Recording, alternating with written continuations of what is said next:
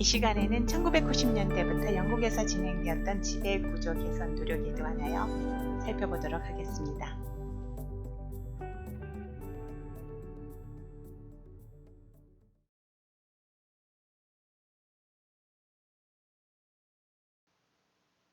코퍼레이트 스캔들이나 프로드가 새삼스러운 일은 아니지만 1980년에서 2000년 사이에 대형 사건들이 연이어 터지면서는 이러한 코퍼레이트 스캔들이나 프로드에 대한 경각심이 높아지기 시작했습니다. 예를 들면 1988년에 터진 뱅커스 트러스트 사건은 8천만 불 상당의 미스프라이싱 오브 데리버티브스로 인한 손실을 커팅 보너스에 숨겼던 거고요. 거기에 2001년에는 미국에서 엔론 회계 부정 사태까지 터졌죠. 이러한 이제 대형 스캔들들이 터지면서 회사의 감사 또는 외부 감사인에 대한 소송이 줄줄이 이어졌습니다. 그런데 당시는 이제 영국의 경우에는 어카운팅 펌들은 대부분 리미티드 라이어빌리티 컴퍼니가 아니라 파트너십의 형태였습니다. 그러니까 문제가 생기면 파트너들이 책임을 져야 되는 건데요. 그럼 이제 파트너를 보호하는 방법은 보험을 드는 거죠. 근데 책임의 범위가 너무 커서 책임 보험의 부보 금액을 초과하기가 일쑤였습니다. 그러니까 이제 회계사들이 정말 위기를 느끼기 시작했고요. 그래서 어카운팅 펌들이 각종 방어 수단을 강구하기 시작했습니다. 물론 이런 이제 외부 회계 법인들이 정말 눈에 불을 켜고 찾아서 이런 부정들이 없도록 해야 되겠지만 사실 외부에서 10사람이 지켜도 내부의 도둑 한 명 잡기가 어려운 것이 현실이지요. 그래서 어카운팅 펌들로서도 자기들이 살려면 어떻게 해서든지 회사들이 알아서 잘 하도록 만드는 수밖에 없다. 이게 우리의 살 길이다. 라는 이제 생각을 갖기 시작했고요. 그래서 어카운팅 펌들이 기업들의 셀프 레귤레이션을 유도하기 위한 노력을 시작합니다. 그래서 어카운팅 프로페션의 주도하에 1991년 5월 Financial Reporting Council 및 런던 스톡 익스체인지와 공동으로 Committee on the Financial Aspects of Corporate Governance가 발족됩니다. 이 커미티의 의장이 Sir Adrian 캐드버리였기 때문에 이 커미티에서 마지막에 제출한 리포트를 캐드버리 리포트라고 합니다. 이 캐드버리 리포트의 핵심은 셀프 레귤레이션입니다. 1992년에 나왔습니다. 캐드버리 리포트의 핵심은 셀프 레귤레이션에 대한 의존입니다. 캐드버리 리포트에서는 이사회의 구조 및 책임, 감사의 역할 및 주주의 권리와 의무에 대하여 검토한 다음에 이사들에 대한 권고사항을 Code of Best Practice로 정리를 하였습니다. 이 Code of Practice는 그저 권고 안에 불과합니다. 이렇게 캐드버리 리포트가 나오니까 그 다음에는 런던 스톡 익스체인지에서는 이에 근거하여 리스팅 룰을 수정하게 됩니다. 그래서 이 리스팅 룰은 기본적으로 comply or explain의 방식에 따른 겁니다. comply or explain이라는 것은 상장회사들이 이 캐드버리 코드 오브 베스트 프랙티스를 어느 정도 준수하고 있는지를 밝히고 이 코드 오브 베스트 프랙티스를 준수하고 있지 않다면 왜 준수하고 있지 않는지 그 이유를 설명하라는 것입니다. 그러니까 이제 쉽게 말해서 이 코드 오브 베스트 프랙티스는 권고사항이고요. 그래서 이론적으로는 무조건 따를 필요 없습니다. 하지만 제목에서 보시는 바와 같이 이거는 베스트 프랙티스입니다. 그러니까 지금 우리가 열심히 연구해갖고 이게 베스트 프랙티스가 뭔지를 이게 공시를 했어. 근데 너가 이걸 안 따르고 있네? 그럼 너는 베스트 프랙티스가 아니네. 이 전제가 깔려 있는 거죠. 그렇지만 혹시 너에게 뭔가 특별한 사정이 있어서 우리가 이 권고하고 있는 이 베스트 프랙티스를 따르는 것이 오히려 문제를 야기하고 그래서 너는 이걸 따르지 않고 너만의 독특한 해결책을 찾았다면 그렇다면 우리가 권고한 사항을 따르지 않았다 하더라도 그렇더라도 이제 문제가 없다라고 인정해 주마. 그런데 대신에 너의 이러한 선택이 합리적이라는 것을 설득력 있게 이유를 설명해라. 그 이유가 설득력 있으면 여전히 너는 베스트 프랙티스를 하고 있는 것으로 보겠다. 이런 얘기죠. 근데 이게 말이 쉽지 사실 합리적인 이유를 들어가며 설명하는 건 쉽지 않습니다. 그래서 결과적으로는 기업들은 어지간하면 Code of Best Practice를 따를 수밖에 없죠. 캐드버리 리포트의 overall intention, 즉 큰 틀에서 캐드버리 리포트의 Code of Best Practice가 나아가고자 하는 방향은 Change the environment in which companies operate입니다. 즉 기업이 운영되는 경영 환경 자체를 바꾸자는 것이 그게 이제 큰 틀에서 나아가고자 하는 방향이고요. 이러한 오버롤 인텐션을 달성하기 위해서 세 가지 서로 다른 어프로치를 사용하고 있습니다. 첫 번째는 Balance of Power, 즉 힘의 균형을 확산시키는 것을 목적으로 기업의 내부 조직, 특히 이사회를 구조적, 기능적으로 변경하고자 하는 어프로치입니다. 두 번째 어프로치는 Increasing Assumption of Responsibility, 그러니까 책임 부담이 증가되는 거죠. 그래서 좀 더 많은 책임을 지우는 거고요. 세 번째가 Enhanced Quality of Disclosure, 정보 공개의 질적 향상입니다.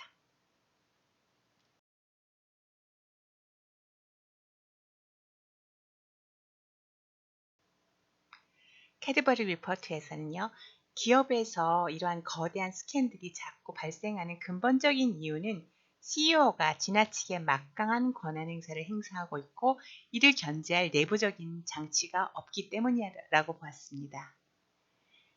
특히 매니저리얼 컨트롤이 존재하는 회사의 경우 이사들의 선임권은 사실상 CEO가 행사하는 셈이 되어버리죠. 그러다 보니까 이사들이 CEO가 취하는 조치들에 대해서 제대로 견제하는 역할을 수행할 수가 없게 됩니다. 그래서 캐드버리 리포트의 키 레코멘데이션은 가버넌스 스트럭처 내에서의 권한이 1인 또는 소규모 그룹에 집중되지 않고 적절히 분산되도록 하라는 것입니다. 이와 같은 권력 분산을 위한 구체적인 방법으로서 이사회의 구조적, 기능적인 변화를 요구했는데요. 그 캐드버리 리포트에서 요구되는 그 구조적, 기능적 변화는 다음과 같은 세 가지로 요약될 수 있습니다. 그 첫 번째가 그 이사회 내에 독립된 그 요소, independent element within the board로서 non-executive directors, NED를 도입하라는 것입니다. 이 non-executive directors는요, 오늘날 우리나라에서의 사회이사와 같은 개념입니다. 그러니까 사회이사는 이사회의 멤버지만 그렇지만 independent element within the board. 그러니까 사내이사나 특히 CEO에 종속되지 않고 독자적으로 자기 역할을 수행함으로써 감시와 견제 역할을 하라는 것입니다. 두 번째는 이사회 의장과 Chief Executive 역할을 분리하라는 거죠.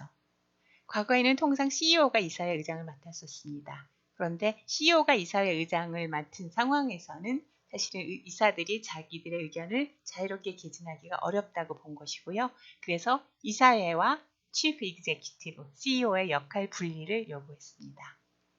세 번째 요구사항이 이사회 내에 서브커미티를 설치하라는 것입니다. 특히 서브커미티 중에서도 오디트 커미티는 그 외부 인사인 Independent Element Within the Board인 사회이사, Non-Executive Director로 그 구성을 해서 이 오디트 커미티가 적극적으로 그 CEO의 업무 집행을 감시하는 역할을 하라는 거죠. 그 다음에 그 Remuneration Committee도 전원 또는 주로 그 NED로 구성하라고 권고하였습니다. 왜냐하면 말씀드린 것처럼 코퍼레이트 가버넌스가 문제된 회사들의 대부분 이사회 의장의 권한과 CEO의 권한이 이른에게 집중되고 있었거든요. 캐드버리 리포트에 따르면 NED, 즉 사회이사는 이사회가 CEO의 러버 스탬프가 되지 않도록 실제로 일을 하는 그룹으로서 checks and balance 기능을 제대로 수행하도록 하기 위하여 필요한 independent element within the board라는 것입니다. 그러니까 이사회에 외부 인사를 투입해서 이사들은 그 외부 인사의 감독을 받으면서 업무를 수행하라는 것이죠. 그러니까 사회이사의 가장 중요한 역할은 회사의 경영이 합법적이고 공정할 뿐 아니라 주주가치 극대화라는 회사의 본연의 목적에 부합하게 이루어지고 있는지를 감시하는 파수꾼의 역할을 하라는 것입니다. 나아가 캐드버리 리포트는 사회이사가 이러한 역할을 가장 효율적으로 잘 수행하려면 다음과 같은 요건이 충족되어야 한다고 얘기했습니다. 첫째, someone who is not involved full-time in the running of the company. 그러니까 회사의 업무, running of the company, 업무 집행에 그 풀타임으로 일을 하는 사람이 아니어야 한다는 것입니다. 그래서 풀타임이 아니니까 not dependent on it for his livelihood. 그래서 그 회사에 자기의 그 생계를 의존하지는 않는 거죠. 그렇게 되면 and it is not going to be in the pocket of the chief executive or the rest of the board. 자, 그렇게 되면 사회이사는 CEO나 기타 이사회 다른 구성 멤버들에게 재정적으로 의존하지 않게 되는 거죠. 자, 그래서 그 사회이사가 받는 보수는 해당 사회이사의 전체 수입을 고려한다면 사실 푼돈에 불과해야 합니다. 그럴 때 비로소 그 NED는 그 회사의 그 CEO나 다른 이사들로부터 재정적으로 독립할 수가 있게 되는 거죠. 자, 이런 요건이 충족되는 상황이라면 자, 이런 사회이사가 자, 이 정도 푼돈 받겠다고 자기의 레퓨테이션 위험 내지는 본인의 주된 수입원이 되는 직책이 날아갈 수 있는 위험까지 감수해가면서 corporate malpractices, 즉 기업 내부의 부정행위에 가담하지는 않을 것이다 라는 것이 캐드버리 리포트의 그 내용입니다. 캐드버리 리포트에 따르면 이러한 사회이사에게 기대되는 역할은 두 가지입니다. 우선 그 a normal directorial role in the leadership of the company. 그러니까 회사에서 이사로서 해야 되는 그 normal한 역할을 그대로 수행하면서 플러스 exercise a kind of monitoring and control function. 동시에 자, 모니터하고 컨트롤하는 그 기능도 수행하라는 거죠. 그래서 이러한 자격에서 independent judgment to bear on issues of strategy, performance, resources, including key appointments and standards of conduct를 회사에 제공하라는 것입니다. 이사회 내에 외부의 독립적인 인사를 심어서 그들로 하여금 CEO를 견제하고 감시하며 바른 길로 인도하겠다는 캐드버리 리포트의 충정은 충분히 이해를 합니다. 그런데 회사의 이사의 역할이라는 것이 사실 제대로 수행하려고 하려면 그렇게 간단하게 할 수 있는 것은 아니지요. 우선 회사의 업무를 충분히 이해할 수 있는 전문적인 식견이 있어야 하고요. 또 그렇다고 식견만 갖고 되는 건 아닙니다. 본인이 시간을 투자해서 열심히 회사 업무가 어떻게 돌아가고 있는지를 파악하지 않으면 사실 의미가 없습니다. 그런데 그렇게 시간은 투자하라고 하면서 동시에 경제적인 독립성을 유지하기 위해 보수는 많이 받지 말라고 하면 이건 이율배반 아닐까요? 대부분의 사람은 자기가 받는 보수에 상응하는 만큼만 일하려는 거 하고요. 이거 거의 본능 아니에요? 그런데 본능에 반하는 제도가 얼마나 효율적으로 운영될 수 있는지는 다소 의문입니다. 전문적인 식견도 있고 사회적인 명망도 갖추고 있으면서 그렇지만 보수는 바라지 않고 열심히 일을 해줄 헌신적이고 희생적인 사람들을 찾고 있는 셈인데요. 그런 분들, 그런 훌륭한 분들이 계시긴 합니다만 그런 사람들이 그렇게 많을까요? 그러니까 우리나라에서도 사회이사 모욕론이 자꾸 나오는 것은 근본적으로 이 제도는 태생 자체가 너무 이상적인 그 아이디어에 터잡고 있기 때문이 아닌가 하는 생각이 듭니다. 물론 그렇다고 제가 사회이사 제도가 전혀 의미가 없다라고 얘기하고자 하는 것은 아닙니다. 내 생각에는 사회이사의 제일 중요한 역할은 파수꾼이 아닌가 싶습니다. 그러니까 사회이사가 적극적으로 뭔가를 하기보다는 그래서 independent judgment to bear on issues of strategy, performance, resources, including key appointments and standards conduct 이런 거를 제공하는 것보다는 사실은 그냥 옆에서 지켜보면서 영 아닌 것 같을 때는 아니다라고 얘기하는 정도가 사회이사 역할이 아닌가 하는 생각이 듭니다. 자, 적어도 누군가 외부인이 지켜보는 상황에서 코퍼레이트 malpractice를 자행할 만큼 그렇게 간이 큰 CEO는 또 그렇게까지 많지는 않기 때문입니다. 그래서 현실적으로는 캐드버리 리포트가 요구하는 이 슬라이드에서 보는 바와 같은 두 가지 사회이사 역할 중 사회이사의 실질적인 역할은 모니터링 앤 컨트롤 펑크션으로 제한하는 것이 합리적이 아닐까 생각합니다. 이런 역할을 수행하는 소수의 사회이사들이 이 사회 내에 존재하는 것만으로도 사실 투명한 경영을 유도하는 효과는 충분히 있다고 보고요. 그 점에서 사회이사는 나름의 역할이 있다라고 생각합니다. 그래서 사회이사에 대한 기대 수준은 이 정도로 낮추는 것이 현실적이 아닐까 생각하는 거죠. 그리고 사회이사에 대한 기대 수준을 이 정도로 낮춘다면 사실 상장법인의 경우 이사회의 구성원의 과반수 이상을 사회이사가 하도록 요구하고 있는 현재의 제도는 좀 과한 것이 아닌가 하는 생각도 듭니다. 캐드버리 리포트의 두 번째 어프로치는 책임 부담에 관한 것입니다. 그러니까 people within the governance structure, 즉 governance structure 안에 있는 사람들은 자기의 책임의 내용과 한계를 정확히 알고, 그러니까 자기의 책임이 어디서 시작되고 어디서 끝나는지를 정확하게 알고, 그리고 제대로 그 책임을 적절하게 이행하라는 거죠. 그래서 이제 그러한 목적을 달성하기 위한 수단으로서 몇 가지 사항을 권고하고 있는데요. 회사의 회계에 관한 사항과 관련해서는 A Statement of Directors' Responsibilities for Accounts and a Counterpart Statement by the Auditors about their auditing responsibilities. 요게 필요하다고 했습니다. 이러한 스테이트먼트를 이제 작성하기 위해서는 결국 이사건, 감사건 자기가 작성해야 될 스테이트먼트 내용에 대해서 한 번 더 생각해 볼 거 아닙니까? 그렇게 해서 이제 정확하게 적절하게 책임을 이행하는 수단으로서 이런 스테이트먼트를 요구하고 있는 것 같습니다.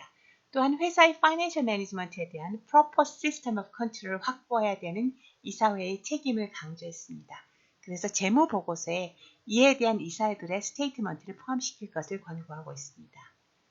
또한 기관 투자자들에게 의결권 행사 기준을 정립할 것을 요구함으로써 기관 투자자들이 의결권을 적극적으로 활용할 것을 권고하고 있습니다. 이러한 적극적인 활동을 통해서 이사회의 실적에 대한 기관 투자자들의 감시 기능이 제고되리라고 기대하는 것 같습니다. Enhanced Quality of Disclosure는 캐드버리 리포트의 세 번째 어프로치입니다. 캐드버리 리포트의 상당 부분은 회사가 공개하는 재무 정보의 질을 향상시키는 것에 초점을 맞추고 있습니다. 회사의 재무 정보 공개는 중요한 규제 수단이죠. 만일 공개된 정보가 정확하다면 이러한 정보는 시장이 이에 대해 적절하게 반응할 수 있도록 만들어주고, 그렇게 되면 회사의 주식 가치에 대한 정확한 가치평가가 이루어질 수 있게 됩니다. 그래서 캐드버리 리포트의 권고사항들은 이러한 재무정보가 제대로 작성되고 이에 대한 감사가 적절하게 이루어지도록 하는 것을 목적으로 하고 있습니다. 그래서 오디트의 중요성을 매우 강조하고 있죠. 오디트는 Important external check on the way in which financial statements are prepared and presented 라고 하고 있습니다. 또 Annual Audit은 One of the cornerstones of corporate governance라고 이야기하고 있습니다. 그래서 캐드버리 리포트는 오디트의 효율성과 객관성을 향상시킬 방안을 마련하기 위한 방안을 여러 가지 제안하고 있습니다. 캐드버리 리포트는 그 후 1년의 과정을 거쳐서 몇 차례 업데이트되게 됩니다. 95년에 그린버리 리포트가 나왔고요. 98년에는 햄펠 리포트가 나왔습니다. 햄펠 커미티에서는 코퍼레이트 거버넌스 관련해서 캐드버리 리포트, 그린버리 리포트, 그리고 햄펠 커미티에서 논의된 사항을 아우르는 1년의 보고서를 작성했는데요. 이게 햄펠 리포트고요. 여기에 런던 스톡 익스체인지가 약간의 수정을 가해서 컨바인드 코드로 발표하게 됩니다. 이제 이 컨바인드 코드의 정확한 스테이터스는 FSE 리스팅 룰스 어펜딕스 형태였고요. 룰 자체가 되지는 않았었습니다. 그 다음에 이제 2003년에 The Hicks Review and Combined Code가 발표됐고 2006년과 2008년에는 The Combined Code가 발표됩니다.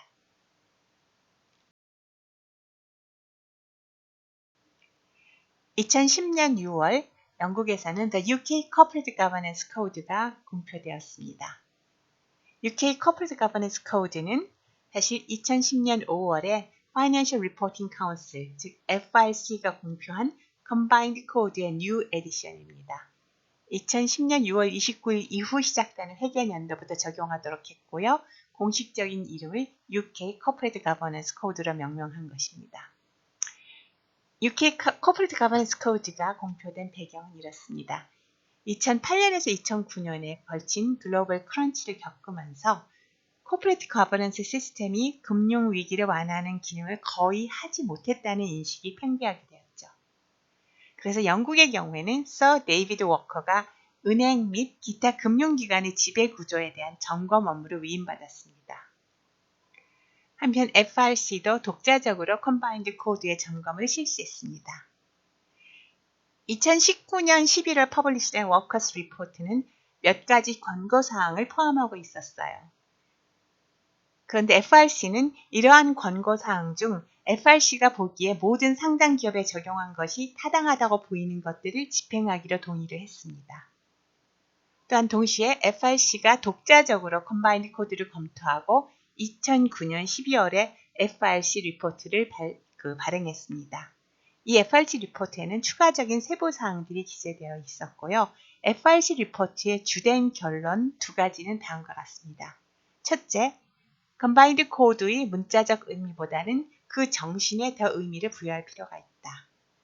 그리고 두 번째는 상장회사의 이사회와 주주 간의 상호작용을 활성화를 통해서 주주의 감시 기능을 제고할 수 있다는 것입니다. 이러한 목적에서 FRC는 2010년 5월 컴바인드 코드의 뉴 에디션을 공포해서 2010년 6월 29일 이후 게시하는 회계연도에 적용되도록 하였고요. 또한 2010년 7월 공포되는 스튜어드십 코드에 대한 책임을 떠맡았습니다. The UK Corporate Governance Code의 제너럴 포맷은 다음과 같습니다. 이 코드는 5개 섹션으로 구성됩니다. A. Leadership, B. Effectiveness, C. Accountability, D. Remuneration, E. Relation with shareholders, and to schedule. UK Corporate Governance Code는 기존 Combined Code의 프린시플을 메인 프린시플과 서포팅 프린시플로 나누어서 구성합니다. 그리고 그 코드의 첫머리에 Comply or Explain이라는 new 섹션을 두어서 Non-compliance may be justified if good governance can be achieved in other ways. 그래서 다른 방법으로 good governance를 달성할 수 있다라면 그러면 따르지 않아도 좋다라고 명시하고 있습니다. 대신에 따르지 않는 경우에는 the company should clearly and carefully explain its reasons for non-compliance to shareholders and should aim to illustrate how its practices are consistent with the principle to which the particular provision relates and contribute to good governance 라고 하고 있습니다. 우선 리더십 섹션을 보면 첫 번째로 이사회의 기능에 대해서 규정하고 있습니다. 메인 프린시플을 규정하고 그에 대한 서포팅 프린시플을 다시 이제 열거하고 있습니다. 서포팅 프린시플은 이 홈페이지에 들어가시면 확인하실 수 있고요. 이사회의 기능과 관련한 메인 프린시플은 Every company should be headed by an effective board which is collectively responsible for the long-term success of the company입니다. 그러니까 이제 메인 프린시플을 보시면요, 이게 상당히 추상적이고요. 그 추상적인 원칙을 어떻게 구체적으로 실현할 것인가가 이제 서포팅 프린시플에 들어가 있는 거죠. 시간 관계상 이 수업에서는 그냥 메인 프린시플만 간단히 살펴보고 지나가도록 하겠습니다. 리더십에 관한 두 번째 항목은 Division of Responsibility입니다. Division of Responsibility는 회사의 수뇌부 수준에서는 이사회의 운영에 대한 책임하고 회사의 경영 책임 간에는 명확하게 분리를 해서 따로따로 책임을 질 것을 요구하고 있습니다. 그다음 세 번째 체어맨, 이사회 의장은 이사회를 이끌고 이사회의 효율성을 확보할 책임을 부여하고 있고요. 네 번째 사회이사의 역할에 관해서는 constructively challenge and help develop proposals on strategy라고 하고 있습니다. 다음은 accountability에 대해서 보도록 하죠. 첫 번째 항목은 financial and business reporting인데요. 회사의 현재 상황 그리고 prospects, 장래 전망에 대해서 balanced and understandable assessment, 그러니까 균형 잡히고 그리고 이해하기 쉬운 평가를 제출할 책임을 보드에게, 그러니까 이사회에게 지우고 있습니다. 두 번째 internal 항목을 보면은 회사의 전략적인 목표 달성을 위해 부담할 각오가 되어 있는 중대한 위험의 성격 및 범위를 파악할 책임을 이사회에게 지우고 있고요. 그래서 이사회는 건전한 위험 관리 및 내부 통제 제도를 구비할 책임을 부담한다라고 선언하고 있습니다.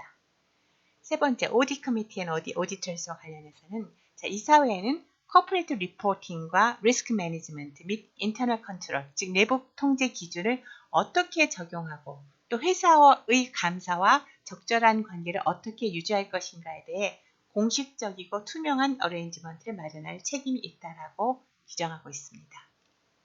Relations with Shareholders 섹션의 첫 번째 항목은 Dialogue with Institutional Shareholders라고 해서 Institutional Shareholders와의 그 대화를 강조하고 있습니다. Dialogue with Institutional Shareholders와 관련된 메인 프린시플을 보시면요. There should be a dialogue with shareholders based on the mutual understanding of objectives. 그래서 서로 그 목적에 관해 상호적인 이해를 바탕으로 대화를 하라는 거죠. 그래서 주주와의 satisfactory dialogue가 이루어질 수 있도록 확보할 책임을 이사회에게 부여하고 있습니다. 이처럼 UK Corporate Governance Code는 Corporate Governance와 관련해서 쉐어홀더 인풋의 중요성을 강조하고 있습니다. 이와 같은 내용이 이제 코드에 들어갔을 때 과연 그대로 이행될 수 있는가 하는 것을 따져볼 필요가 있는데요. 영국의 경우에는 상장회사의 주식의 그 과반수 이상을 금융기관이 보유하고 있는 경우가 많습니다. 그래서 컴퍼니로 리뷰에 따르면 이러한 금융기관들은 그 자기들의 그 주주권을 행사할 때 주주총회에 공식적으로 참석해서 행사하는 방법보다는 오히려 그 매니지먼트하고의 그 비공식적인 만남과 대화를 통해서 행사한다라고 하고 있습니다. 또한 이러한 대화가 이루어지는 시점은 대체로 회사가 프리리미널 리절트를 퍼블리시하는 시점과 그다음에 풀 어카운트를 퍼블리시하는 시점이고 중간 시점에 주로 이루어진다라고 합니다. 자, 이러한 그 관행을 고려한다 그러면은 그 UK Governance Code에서 기관 투자자인 주주들의 인풋을 강조하는 것을 이해할 수 있습니다. 그리고 이러한 맥락에서는 사실 이러한 코드의 그 메인 프린시플을 이행하는 것이 그렇게 어려운 일도 아닐 수 있습니다. 그런데 우리는 아직은 이런 문화가 아니죠. 그래서 이런 규정을 우리가 그대로 가져온다라고 하면 자칫하면 실무상 엄청난 혼란을 초래할 수도 있다라고 봅니다. 규제라는 것은 단순한 법규범이 아니라 해당 사회의 문화가 녹아있는 것이거든요. 그래서 소위 legal transplant를 시도하는 경우에는 그러한 제도가 심겨야 하는 문화적 토양의 같은 점과 다른 점을 명확하게 인식하고 그에 따른 적절한 조정이 필요하다고 생각합니다. 오늘 수업은 여기까지 하도록 하고요. 퀴즈 드리도록 하겠습니다.